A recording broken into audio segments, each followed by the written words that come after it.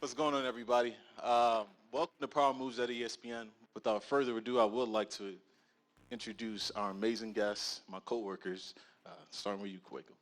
Hey everybody, I'm Kwaku Jesse. I'm a content producer with First Take. I've been at ESPN since 2019, July. My name is Shay Smith. I am a programming coordinator with ESPN, working on college basketball and formatting.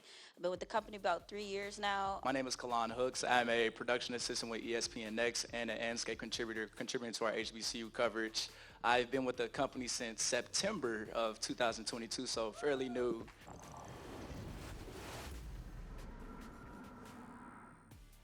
Man, what drew me to ESPN, I was literally in those same seats last year. I was at a Aaliyah Boston panel, and I was sitting right in that seat right over there.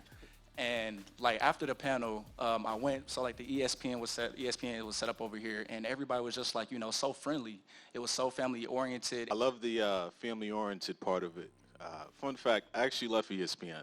Yeah. I did my first 2 years there, and then I decided at some point that I wanted to find other opportunities elsewhere. And so I went to the New York Knicks, and ran their social media pages for a little bit. They ain't no love for the Knicks either. Hey, go Knicks. We in the playoffs, man. I'm kidding. But yeah, I worked for the Knicks for a little bit, and I ran those social media pages, and then I went to a startup tech company called Buzzer. And at the end of the day, like I had a really tough time at Buzzer, to be honest with you. And it was like the first time that I really struggled at a job. And I wanted to come back home, and like ESPN was home, and it was as simple as calling like the VP that I built the connection with and saying, "Yeah, I got any positions for me?" And she was like, "Yeah, we do actually." And I guess just like the work that I put in when I was here, and just being able to have that relationship and build it over the past 2 years, it got me to be up here.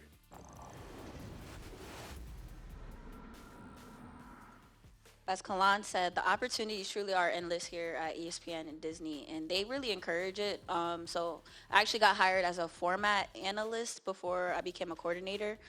Again, did not know what that was, but I was willing to learn, and I know I wanted to work at ESPN. So basically, it's like commercials and inventory and all that stuff. But I was more interested about programming as a whole, and how could what did I want to do next in programming? So I actually reached out to somebody who was on the college basketball team, and I said, hey, can we talk for about 30 minutes? Can I learn more about what you do? That conversation ended up turning into a stretch project, which at ESPN, that means you can kind of sit under another team and learn through them, kind of like shadowing. So I did that with them for during the off season, a few months. And in turn, they actually called my boss and was like, hey, could we grab Shay and split her up with the two teams? And my department has never done that before. So it's really just about letting people know that you're interested in certain things, and being willing to always learn. I'm still learning till this day at ESPN. So that's how that came about. For sure. So I started in ESPN Next, July. I was a part of the first cohort, and with the cohort, it was kind of designed that once you get to ESPN, you could really try different departments in production. So I started out in international department, and when I started, I was like, I don't know no Spanish, I don't know nothing about international sports, I don't know nothing cricket, but they just said, hey, we put you there because we know that you're undecided about what you want to do in production. So I got the opportunity to work on tennis on the international side, which was really cool to just see how global ESPN really is. And then after that, I moved over to SportsCenter at night. And as you know, SportsCenter at night is a whole different world. You're coming in at 4 p.m., leaving in at 1 a.m. Yeah. I'm from New York. I should have said that. I'm from New York. So, I came to Connecticut. I didn't have a car, so I was walking home at 2 a.m. Yeah. And it was really funny, just a quick story. When I was walking to work one time, BJ, he was pulling up, and he said, yo, I'm like, I'm from New York, so I'm like, I don't know if I should turn, but he was like, yo, you need a ride? I was like, yeah. And then once I got in the car, he said, listen, I was in your shoes 2 years ago, so I just want to do this for you. Fast forward, just last year, I had the opportunity to do that for somebody else. So that was just a full circle moment for me. For sure. Thank you. But yeah, I'm going to wrap it up quick, but after SportsCenter at night, I moved over to NBA event production, where I got to work on the finals when it was in the bubble. I also worked on NBA Today for the NBA studio, and then I got promoted. I earned my promotion, let me say that. Talk to him. I earned my promotion. So Talk now, to him. a content producer with First Take, where I'm working with Stephen A and the team. and helping just create the content that hopefully y'all watch and y'all enjoy. And it's been real cool. So basically what Anscape is, it's basically ESPN, but like for our people. So we're producing a lot of content for our people within race, culture, and sports. And so African-American stories, we tell all of those. I primarily help our senior HBCU reporter, Mia Berry, she's one of my mentors, one of my best friends. Without her, I probably wouldn't be doing Anscape work. And I help her with like contributing content for HBCU coverage. So, telling those stories that HBCU athletes aren't really able to like vocalize, because there are a lot of athletes out there that have stories. They come from different backgrounds. They don't have the same resources, the same privileges that a lot of other athletes at like Power 5 schools have.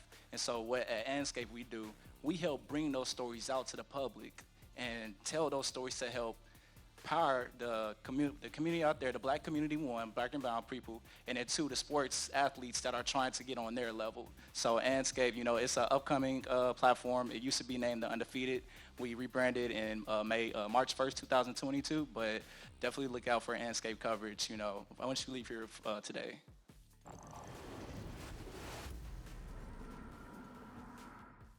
My family's from Ghana, so I went to Ghana as a kid when I was like 10 years old to be in Ghana, to be with my family who were just appreciative of everything they had, and it wasn't compared to what is happening in America. I said, nah, I got to do more. My mom did not come to this country for me to not try my best. So that made me like, I'm getting kind of emotional now because like, nah, I gotta do this. Do this for her, do this for her sacrifice. Appreciate that. My dad passed away when I was 14, and I read a letter I wrote during his funeral where I promised him that I would be successful and graduate. As I said, I'm a first-generation college student, so once I got to that age, I knew it was up to me to get there. And I read that whenever I'm feeling down, and I need some encouragement or I need something to fuel me. I made that promise to my father. I'm tired of seeing my moms go to work and come home and talk about how stressful her day was. I was tired of seeing my moms having, anxiety and panic attacks at work just because of the work environment that she was in. And seeing her go through all that stuff when she was during 2015, that kind of really shift my whole perspective. Yo, I can't be the child that's, just going to sit around and let their parents suffer. I got to do something. And if I'm going to do something, it's going to be now. I think the event that made me want to go hard is probably receiving the Stuart Scott internship. I mean, Stuart Scott, like I said, is everything for me. He's the reason why I love sports, the reason why I wanted to call highlights. And I guess receiving that honor was just all right, well, I got to prove it. I got to show why. Well, thank you. I appreciate it. I appreciate all the thoughtful answers. Thank you all for even being here.